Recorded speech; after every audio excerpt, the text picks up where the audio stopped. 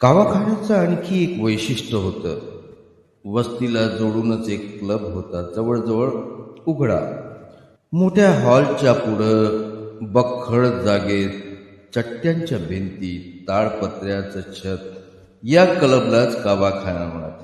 गोरे साहेब, यहुदी, उंच धडंग अरब व त्यात एखादा हबशी, असे श्रीमंत लोक दिवसभर क्लबमध्ये जुगार खेळत. त्यांचे खेळही विविध, ताश, तीन पत्त्याचा खेळ, बिलियर्ड्स असे खेळ. चकचकीत रंगीत बेरंगी गोळे, सुरळीने काठीनं भोकात ढकलण्याच्या बिलियर्ड्सचा खेळ आम्ही बंद दरवाजाच्या फटीतून बघत राहायचो. आमच्या वस्तीतील पुरुष मंडळी हा खेळ खेळायचे नाहीत. गरिबाचा हा खेळ नव्हे असं त्यांच्या मनावर बिंबलेलं. क्लबमधील हे श्रीमंत लोक कधी नोकरीवर जाताना दिसत नसत. सकाळपासून रात्री 12 पर्यंत तिथंच रेंगाळत चहा पीत, पण बिन दुधाचा. असंच एक दुसरं पेय ते पीत. कोकोच्या बियापासून ते पेय तयार करीत. त्याला ते कावा म्हणत. हे काळं कुळकुळीत कळवट पेय पिताना गाजरासारख्या लालबुंद यहुदी मंडळींना कोणता आनंद होत असावा, असा प्रश्न आम्हाला नेहमी पडत असे. यहुदीवरून आठवलं, कोंबडं मारण्याचं त्यांचं अजब शास्त्र होतं. कोंबडं मारणारा यहुदी कोंबड्याच्या गळ्यात आरपार सुरी फिरवत असे. अर्धवट गळा कापलेल्या अवस्थेत कोंबडं समोरच्या मैदानात फेकून दिलं जायचं. त्याच्या गळ्यातून ठिबकणारा रक्ताचा सडा आणि त्याचा जीव घेणं, फडफडणं, हा क्रूर खेळ पाहवत नसायचा. यहुदी मंडळीच्या प्रचंड देवाळा शेजारी हे हत्याकांड सातत्याने चाले. शाळेतला जाण्या येण्याचा तोच रस्ता. हे सारं पाहताना अंगावर सर्रकन काटा फुटायचा. जेव्हा केव्हा क्लबचा वस्तीला त्रास व्हायचा तेव्हा हुल्लड होई, खुर्च्या बरण्या याची फेकाफेक होई. हे सांगता यायचं नाही. दिवसभर सट्टा, रेस, बेटिंग असे शब्दप्रयोग कानावर आदळायचे. बसल्या जागी त्यांच्या हजारो रुपयांच्या उलाढाली होत. काही कफल्लक होत, काही मालदार. सकाळी माझ्याच वयाची आम्ही मुलं झोपेतून उठलो म्हणजे रात्री कोणतं स्वप्न पडलं हे विचारलं जायचं. स्वप्नात आग आली म्हणजे अचूक आकडा, पाणी आलं तर फलाना आकडा, हा संवाद चालायचा. चीना बेटिंग हा खेळ खेळायला तर एक आनाही पुरे. ह्या खेळात घरातील सर्व वडीलधारी स्त्री पुरुष मंडळी हौसेने भाग घेत. फुटपाथला पडलेल्या, अंगावर खंडीभर मळ असलेल्या येड्यालाही ह्या सट्ट्याच्या खेळात भाव यायचा. त्यानं काहीही खुणा केल्या तरी त्याच्यावरून अर्थ काढला जायचा. त्यातून एखाद्याचं नशीब फळफळलं तर वेड्यालाही योगी पुरुषाचा भाव येई. क्लबला जोडून घोड्याच्या नालाच्या आकाराची एक कौलारू चाळ होती. तीत आम्ही राहत असू. आमच्या खोली शेजारीच आजीच्या थोरल्या बहिणीची 4 कर्तबगार मुलं राहत होती. माझ्या सख्या चुलत्याचं नाव जबा, तर मावस चुलत्याची नावं रभा, नबा, शिवा आणि कबा अशी होती. त्यात कुणाला मी तात्या म्हणत असे तर कुणाला बाबा. यापैकी कोणी हातगाडी ओढी तर कुणी हमाली करी. सुरुवातीला वडीलच गोदीत होते. त्यांनी नंतर एकेकाला चिकटवून घेतलं. आजी भायखळ्याजवळच असलेल्या कुत्र्याच्या दवाखान्यात कामाला होती. ओळखीच्या साहेबांनी तिच्यावर मेहरबानी केली होती. साहेब लोकांची कुत्री तिथं औषधोपचाराकरिता येत. कुत्र्यांना दूध पाज, त्यांची विष्ठा काढ, त्यांना साबणानं आंघोळ घाल, हीच तिची कामं. आजीबरोबर मीही केव्हा केव्हा दवाखान्यात जायचो. नुकतीच जन्माला आलेली कुत्र्याची पिल्लं मला खूप आवडायची. सारखं बघत राहावंच वाटायचं. चिनी मातीच्या सपाट भांड्यातून दूध पिताना त्यांच्या मचमच आवाज ऐकून गंमत वाटायची. त्यांना कुरवाळायचा मोह व्हायचा, पण साहेब काय म्हणेल या भीतीनं त्याला हात लावण्याचा धाडस होत नसे. गावाखाण्यात आमचं नातेवाईकाचं तसं एक छोटंसं बेट होतं. वारा वावधानात माणूस आपला कोट आवळून घेतो म्हणतात तसं हे नातेवाईक एकमेकांच्या आश्रयानं तिथे राहत होते. त्यांच्यातील प्रेम आणि द्वेष तसेच पराकोटीचे. भांडणातून वाटायचं की ही माणसं उद्या एकमेकांचं तोंडही पाहणार नाहीत. एवढ्या मोठ्या महासागरात वेगवेगळ्या ठिकाणी विखुरलेली जातील. पण वास्तव्यात तसं होत नव्हतं. शेंगाचा वेल उपटल्यानंतर साऱ्या शेंगा वेलाबरोबर याव्यात तशी यांची अवस्था होती. ही माणसं प्रथम इथं राहावयास आली तेव्हा समोरची टोले जंग इमारत रिकामीच होती. पण दादानं तळा उतरायला त्रास नको म्हणून त्याची ही तळाचीच कौलारू चाळ पसंत केली. ही बहुधा कधी काळी घोड्याची बाग असावी. त्याच्या अज्ञानानं अजूनही हसू येते. अर्थात तेवढंच काही कारण नसावं. त्याचा व्यवसाय म्हणजे साऱ्या मुंबईचा केर कचरा गोळा करून आणायचा. तेव्हा हा धंदा करणाऱ्याला समोरच्या इमारतीच्या फ्लॅटमध्ये कोण राहू देणार.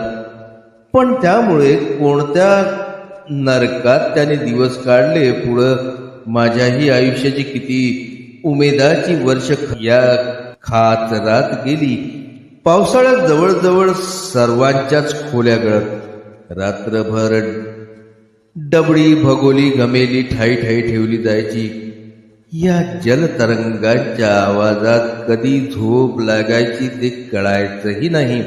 आजूबाजूच्या घरामध्ये सुरुवातीला मीच एकटा लहान म्हणून गोड कौतुक व्हायचं. डोकेदुखीचं निमित्त करून मी जर गोधडीवर आडवा झालो तर लगेच मला पुढ्यात समोरच्या इराणी हॉटेल मधील पिवळा धामक मालपोहा यायचा. तात्काळ माझी डोकेदुखी थांबत असे. माझ्या आजारपणाची घरात टवाळी व्हायची. पण माझ्यावर कुणी रागवत नसे. असाच एकदा पगाराचा दिवस. दादांना आणि तात्यांना एकाच दिवशी पगार. मी सूट बुटाचा हट्ट धरला. सूट घालण्याचं माझं वय नसावं. मी बहुधा 7-8 वर्षाचा असेल. रडून आकांत केलेला. शेवटी मला पिला हाऊस इथे घेऊन जातात. एवढी भव्य चकचकीत काचेची दुकान मी प्रथमच पाहत होतो. मला वुलनचा कोट, तशीच पॅन्ट, पायात चकचकीत काळे बूट विकत घेतले जातात. घरी जाईपर्यंत मला दम नसतो. दुकानातच मी कपडे बदलतो. माझ्याकडे पाहून दादांना काय वाटतं कोणास ठाऊक. त्या दिवशी सर्वांचा फोटो काढला जातो. हा फोटो बराच काळ मी जपून ठेवला आहे. पण एवढ्या 20-25 वर्षात विचवाच बिराड पाठीवर या न्यायानं अनेकदा मुंबईत झालेल्या स्थलांतरात या गोंधळात फोटो केव्हाच गायब झालाय.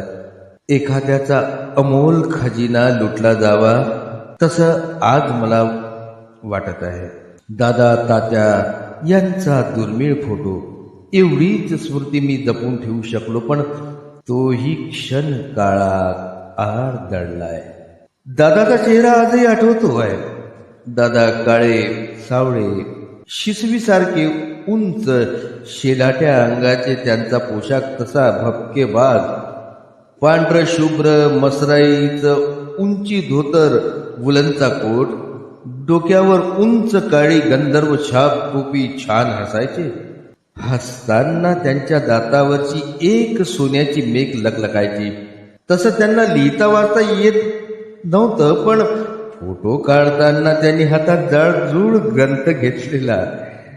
कोटाच्या खिशाला पेन लटकवलेला. तात्या तर खूपच राजबिंडे. मागे केस वळलेले. अप टू डेट राहायचे. सुरुवातीला तालमीत जातात. दांडपट्टा काठी लाठी खेळत. दानपट्ट्यानं लिंबाचे सहज 2 भाग करीत. त्यांच्या गळ्यात काळ्या दोरा ताकदीचा ताईत बांधलेला असायचा. आजी मात्र खूप भाबडी. गोष्टी विल्लाड. तिचं नाव देवकी. ऐन उमेदीत नवरा वारलेला. तिनं मोठ्या धैर्यानं रानपण पार केलं. कोंड्याचा मांडा करून तिनं आपली 2 मुलं रजाचा गज केलेली. तिला जर विचारलं, आजे तू कवा मुंबईला आलीस, तर ती दूरवर पाहत सांगायची, त्याचं काय आहे लेका, तुझा आजा भागा दारू ताळीत मेला, तुझा बाप होता गुडघ्या एवढा. तात्या तर ताना गावात लई तवा दुलू. तालुक्याला मामलेदार तोडल्याचा काळ. मारकीची पाळी यायची, घरात कुणीच करता नाही तवा भावबंदकी छळ करीत. राणकीनं गावात हाडी द्यावी, येसकर पाळी मागावी, मेलेल्या ढोराला खांदा द्यावा. गावात कुणाचं माणूस मेलं म्हणजे उन्हात पावसात गावोगाव जाऊन निरोप द्यावा, अशी कामं. असंच एकदा पाटलानं गावात हाळी द्यायला धाडलं. शिमग्याचा सण होता. गावात देईच्या साथ आलेली. मर्याईचा गाडा येशीवरून पुढल्या गावाला चालल्या. तो महारांना बोलून न्यावा लागेल. तवा सणाला तळलं घोडलं तर देई कोपायची. तळू घोडू नका अशी हाडी पाटलानं गावात द्यायला सांगितली. तेव्हा हातात घुंगराची काठी घेऊन मी हाडी देत चाललेली. इठोबाच्या पारावर तारांबाळ कोंडीबा बसलेला. त्याला काय लहर आली कुणाला ठाऊक. मै गंमत करावी असाही विचार असेल. तो आडवा झाला आणि म्हणाला, धरा रे म्हारीला, बांधा चावडीला. ज्ञान केलंय काय इथं? खुशाल तडफडू नका म्हणतीया. तवर पाचुंदार माणसं जमलेली. कुणाला हसू येत होतं तर काही माया फू झाले होते.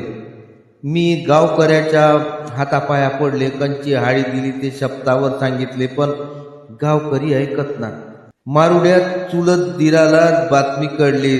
त्याला गावात किंमत होती. त्यो आला. तवा कुठं गावकऱ्यांनी सोडलं. रातभर झोप आली नाही. विचार केला, माय पंढरीत राहायला नको. 2 लेकरांना घेऊन मुंबईला आली. इथं बहिणीच्या आसऱ्याला राहिली. सासरच्या पलीकडं आजीला कुणाचंच नाव आठवायचं नाही. अनेकांच्या वंशावळी पुस्तकात वाचतो. काहींच्या वंशावळी डेरेदार झाड इतिहासाच्या पुस्तकात पाहतो. पण मलाही माझ्या पणजोबाच्या पलीकडचं कुणाचंही नाव आठवत नाही. तीर्थस्थानात बडवे पंडे यांच्या बाळात असते म्हणतात वंशजाची नामावळी. पण आपले पूर्वज अशा तीर्थस्थानाला गेले असतील काय? गेलेच असतील तर जेजुरीच्या खंडोबाला भेटायला गेले असतील. आजी मनात रुतून बसली. ती एक वेगळ्या घटनेमुळे घरात कर्त सवर्त माणूस जेवायला बसलं म्हणजे त्याच्या शेजारी आजी तो जेवेपर्यंत बसून राहायचे. त्याच्या पाठीवर हात फिरवीत असताना तिच्या तोंडून सारखं पालपूद यायचं, लेका गबा गबा खा. दादा करते होते. पगार पाणी घरी आणून देत होते. तोपर्यंत आजी त्यांच्यापाशी बसायची. दादानंतर नंबर लागला तो तात्यांचा. ते एकदा खूपच पिऊन तर्र होऊन घरी आलेले. तात्या जेवायला बसल्यानंतर आजीचं पालक चालूच, लेका गबा गबा खा. तात्या त्या दिवशी खूपच भडकले. रागाच्या भरात समोरचं ताट त्यांनी घरापुढील अंगणात फेकून दिलं. सारं अन्न मातीत कालवलं गेलं. ते भडकून म्हणाले, म्हणशील असं पुन्हा गबा गबा खा? मी काय लहान पोर हाय वय? 2-4 दिवस आजी गप्प असेल तेवढीच, पण तिची सवय काही गेली नाही. पुढे मी जेव्हा मोठा झालो, नोकरीला लागलो, दिडक्या घेऊन घरी येऊ लागलो, तेव्हा आजी मी जेवत असताना जवळ बसायची. पाठीवरून तसाच हात फिरवायची आणि तोंडानं पुटपुटायची, लेका गबा गबा खा. डोळे पाण्याने डबडवायचे. आज आजी हयात नाही, मातीआड लोटली आहे. मी जेवायला बसलो म्हणजे आजीची आठवणी येते.